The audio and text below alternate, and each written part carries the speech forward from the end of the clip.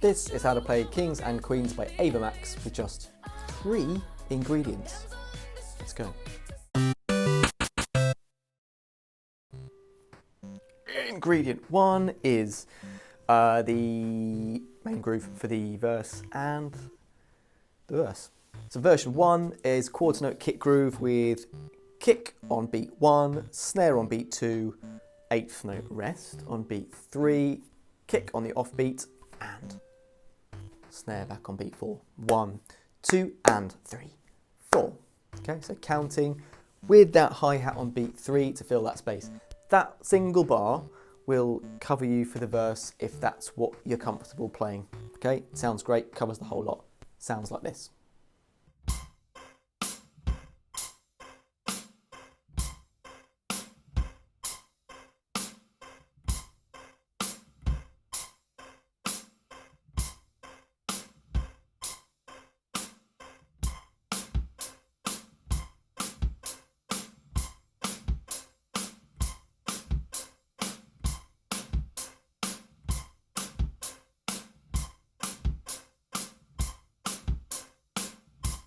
The second version is, like I said, the 4-bar phrase. The differences are we have 8th notes on the hi-hats, which actually is a little bit quicker, a bit more intense with speed than it might sound at first. You've got to be a bit clever with your technique. Don't get too stiff and elbowy, you know. Use the wrists and soft wrists, finger strokes on some of those notes to help you not get too tired. Bar 2 and bar 4 of this phrase are the same, and bar 1 and 3, there is just one bass drum different. So you can kind of think of this as like it's a 2-bar phrase with one extra bass drum sneaked in the second part. So bar 1 is the same as ingredient 1, 1, 2, and 4, but with 8th notes over the top. Bar 2, we get this and 4E rhythm at the end. Kick, snare kick, and 4E. 1, 2, and 4E.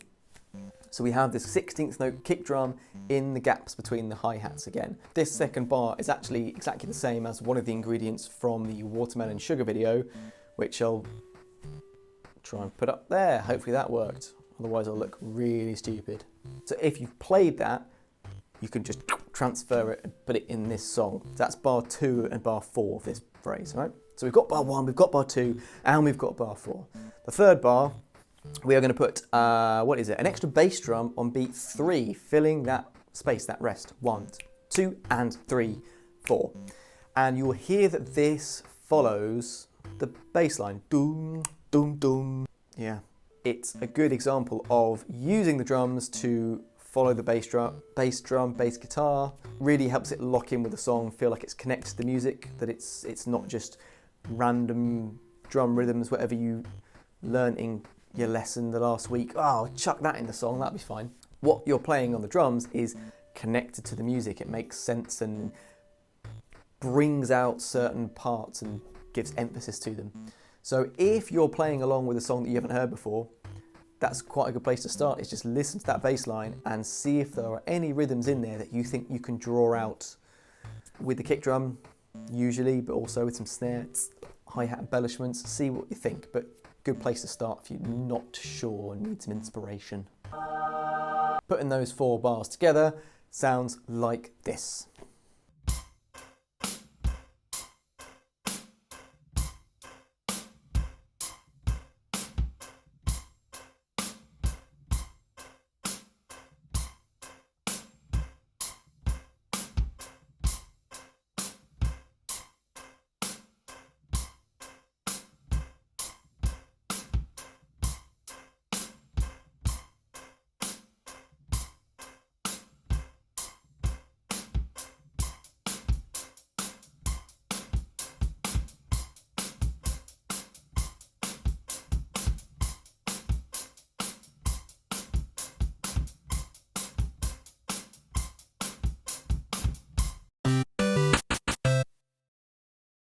Ingredient 2 is the chorus, and it's an interesting example of the drums not doing so much in the chorus, similar to the song by Justin Bieber, Anyone, which another link.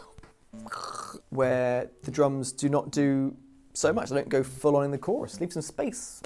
What we're going to do is hi-hats on beat 2 and 4, sort of mimicking like a clap, essentially. 1, 2, 3, 4. 1, 2, 3, 4. That carries on until quarter notes on the kick drum join in with that for like the second half of the chorus. 1, 2, 3, 4. 1, 2, 3, 4.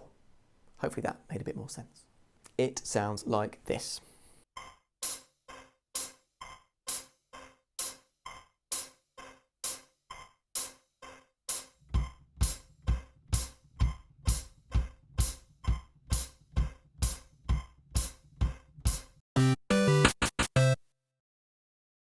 And the third ingredient is the hilariously fun guitar solo section and outro, which just puts a massive grin on my face. I love this song.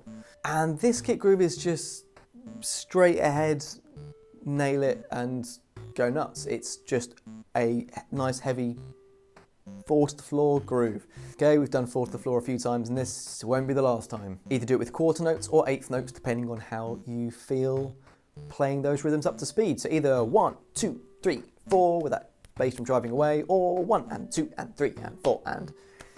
Either way, give it a go and really drive it home with a nice solid outro. Sounds like this.